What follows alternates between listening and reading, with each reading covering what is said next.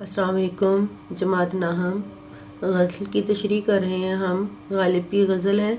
इसके 3 अशार की तशरीह हम देख चुके। चौथे शेर को हम वाज़ह करते हैं। हमको उनसे वफ़ा की है उम्मीद, जो नहीं जानते वफ़ा क्या है। इस शेर में शायर दरअसल कहते हैं कि ए दुनिया वालों, हम इस महबूब से वफ़ा की उम्मीद बांध कर बैठे हैं और इस शख्स से मोहब्बत की तवक्को कर रहे हैं जिसको तो लफ्ज़ वफ़ा से आशनाई ही नहीं है। इस शख्स को बिल्कुल नहीं पता कि वफ़ा क्या होती है। दरअसल शायर जो है वो ऐसे महबूब से वफ़ा की आस लगा बैठा है जिसको लफ्ज़ वफ़ा का मतलब ही नहीं पता, आशना ही नहीं है वो इस लफ्ज़ से। वो सिर्फ़ और सिर्फ बेवफ़ाई कर सकता है। वफ़ा इसकी सरिश्त में शामिल नहीं है। आते जाते मौसमों की धुंध में चेहरा रहा, क्या ताज्जुब एक शनासा पूछता है कौन है। अच्छा जी, हाँ, शायर कहता है कि हम भी नादान लोग हैं। हम भी इन लोगों से वफ़ा की उम्मीद बांध लेते हैं जिन्हें मालूम नहीं होता कि वफ़ा किसको कहते हैं। यानी उन्हें पता ही नहीं है कि कदर करने वालों की कदर करते हैं, मोहब्बत के बदले मोहब्बत देते हैं, कांटे नहीं देते। लेकिन उर्दू क्लासिकी गज़ल की ये रवायत रही है शायरी की कि इसमें महबूब जो है वो हमेशा पत्थर दिल होता है और बेवफ़ा होता है, जबकि जो आशिक है वो हमेशा वफ़ाशियार होता है। तो उन्होंने कभी भी किसी के साथ वफ़ा का सलूक नहीं किया होता जो महबूब होता है। तो शायर कहता है कि ये हमारी कम अक्ली है, नासमझी है कि हम इनसे वफ़ा की उम्मीद लगाए बैठे हैं। पता जो है एक चीज़ सामने है, उसका हमें अंदाज़ा है, पता है, हम इसके बावजूद वही काम कर रहे हैं जिसका हमें पता है कि ये बेसमर है, ये बेफ़ायदा है। इस शेर का हम दूसरा मतलब ये भी लेते हैं कि हम कितने नासमझ हैं। इन लोगों से वफ़ा की उम्मीद लगाकर बैठे हैं जो इतने मासूम और भोले हैं कि वो वफ़ा और जुफ़ा में तमीज़ ही नहीं कर सकते। एक तरफ तो डायरेक्ट कह दिया कि वो पत्थर दिल है, दूसरी तरफ कहते हैं कि वो नासमझ और मासूम है। उसे इन दोनों का चीज़ों में जो है वो फ़र्क करना नहीं आता। इनकी लाइल्मी और लापरवाही की वजह से मुमकिन है कि किसी रोज़ वो ना चाहते हुए नादानी में वफ़ा कर जाएं। बस यही उम्मीद हमें सहारा देती है और हम इस इंतज़ार में हैं कि कब इनका दिल हमारी तरफ मुल्तफ़ित होता है और हमारी उम्मीद पर आए। हमें अपनी वफ़ा के बदले वफ़ा मिलती है। वैसे ये मुमकिन तो नहीं, क्योंकि वो नहीं जानते कि वफ़ा होती क्या चीज़ है। अगला हमारे पास शेर है। हाँ भला कर तेरा भला होगा, और दरवेश की सदा क्या है। दरवेश फ़कीर को कहते हैं, सदा आवाज़ को कहते हैं। शायर कहता है कि हम दरवेश सिफत लोग हैं जिनकी इसके सिवा और क्या सदा हो सकती है कि कर भला सो हो भला, यानी भलाई का बदला भलाई में मिलता है। जैसे कि एक मशहूर शेर है, करो मेहरबानी तुम अहले ज़मीन पर, खुदा मेहरबान होगा अर्शे बरी पर। यह हकीकत है कि जब तक इंसान अपनी तख्लीक का मकसद नहीं समझ लेता वो ज़िंदगी गुजारने का सलीका नहीं सीख सकता। ऐसी सूरत में इसकी ज़िंदगी हैवानों से भी बदतर होती है। दरिंदा सिफत और खुद गर्ज ज़िंदगी की कोई कदर कीमत नहीं। इंसान को आगाह रहना चाहिए कि कायनात की हर चीज़ फ़ानी है। बेशक अल्लाह के सिवा हर चीज़ मौत की आगोश में चली जाएगी।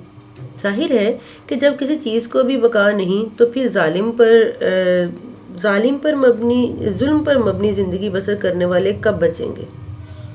बस इंसान को होश में आना चाहिए और साले रवायात की हामिल ज़िंदगी बसर करनी चाहिए। ऐसी ज़िंदगी जिसमें इंसान सिर्फ दूसरों की भलाई का सोचे और अपने मुफाद पर दूसरों के मुफाद को तरजीह दे। जब इंसान अहकाम इलाही पर चलते हुए दूसरों की भलाई का सबब बनता है तो इसमें कोई शक नहीं कि खुदा ताला इसकी तमाम मुश्किलात और ज़िंदगी की परेशानियों को दूर करके इसका भी भला कर देता है। क्योंकि फरिश्ते से बेहतर है इंसान बनना, मगर इसमें पड़ती है मेहनत ज़्यादा। तो मेहनत जो है वही तो कामयाबी की और बुलंदी और अज़मत की जो है वो एक सीढ़ी है। जी, अगला शेर है। जान तुम पर निसार करता हूँ, मैं नहीं जानता दुआ क्या है, निसार करना कुर्बान करना। मिर्ज़ा गालिब इस शेर में अपने महबूब से मुखातिब होकर कहते हैं कि दुनिया में और भी बहुत से लोग हैं जो तुमसे चाहत का दावा करते हैं। वो महज ज़ुबानी बातों से काम चलाते हैं, میں تمہیں دعا دینے کا قائل نہیں بلکہ تمہاری خوشی کے لیے اپنی جان تک قربان کرنے کے لیے تیار ہوں، اور میں اس میں فخر محسوس کرتا ہوں۔ ان کے شاعر کہتا ہے کہ میں باتوں سے کام نہیں چلاتا کہ جاؤ میری دعائیں تمہارے ساتھ ہیں، نہیں، بلکہ وہ کہتا ہے کہ میں عمل کرنے والا بندہ ہوں۔ میں اگر کہتا ہوں کہ جان قربان کر دوں گا تمہارے لیے تو وقت پڑنے پر میں یہ کر دکھاؤں گا۔ اچھا، شاید دوسرے عاشقوں کی طرح محض دعا دینا ہی کافی نہیں سمجھتا۔ وہ کہتا ہے کہ میں تو دوسروں کی مانند وفا کی جو ہے وہ ڈنگیں بھی نہیں مارتا، میں تو عملاً وفادار ہوں۔ میں تم پر اپنی جان قربان کرتا ہوں تاکہ تمہیں علم ہو جائے کہ میں عشق میں کتنا سچا ہوں۔ کوئی جو ہے وہ دعا جان نثاری سے بڑھ کر نہیں ہو سکتی۔ غالب نے یہی حقیقت اس شعر میں بیان کی ہے۔ عاشق اپنی وفاداری ثابت کرنے کے لیے اپنی جان کی قربانی دینے کے لیے بھی تیار ہو جاتا ہے۔ وہ اپنے محبوب کی رضا حاصل کرنے کے لیے آگ میں بھی کود جاتا ہے۔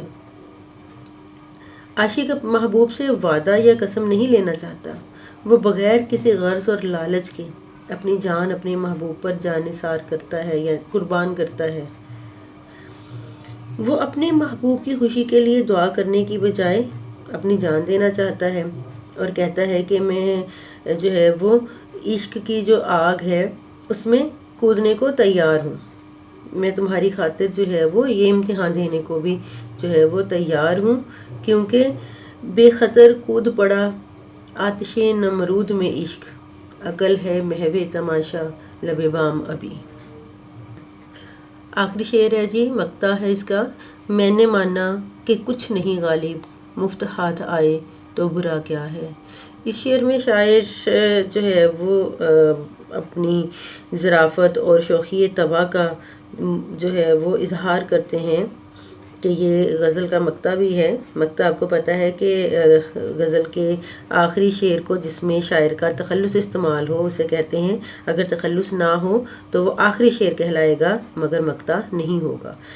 مرزا غالب اس شعر میں بھی محبوب کے سامنے اپنی عاجزی کا اظہار اور اقرار کرتے ہوئے کہتے ہیں کہ اے میرے محبوب، میں خود جانتا ہوں اور اس بات کو مانتا ہوں کہ میری حیثیت تیرے سامنے کچھ بھی نہیں، کیونکہ عشق میں یہ بھی روایت رہی ہے کہ محبوب ہمیشہ عاشق کو نظر انداز کرتا ہے اور اس کے مقابلے میں غیروں کو ترجیح دیتا ہے، رقیبوں سے مل کر ہنس ہنس کر باتیں کرتا ہے، اور اس طریقے سے عاشق کے دل کو جلانا محبوب کا پسندیدہ مشغلہ اور درینہ شیوا رہا ہے۔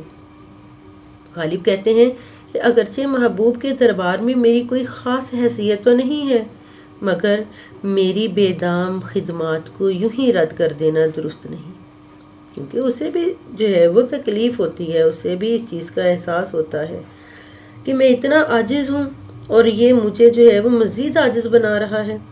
بس محبوب کو چاہیے کہ مجھے بالکل نظر انداز کرنے کے بجائے کسی حد تک تو قبول کرے۔ وہ کہتا ہے کہ دشمن ہی صحیح نام تو لے گا وہ میرا، اسی طرح اس کی گفتگو میں شامل تو رہوں گا۔ ممکن ہے کہ کل کلاں کوئی ایسی مہم آن پڑے جس کو سر کرنے کے لیے میری ضرورت پڑ جائے۔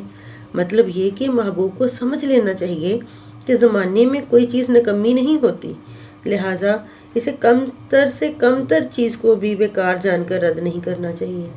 سچ کہا جائے تو یہ بے دام عاشق ہی محبوب کی شناخت اور قدر و منزلت کا سبب بنتا ہے۔ امید کرتی ہوں کہ آپ کو یہ تشریح سمجھ آئی ہوگی۔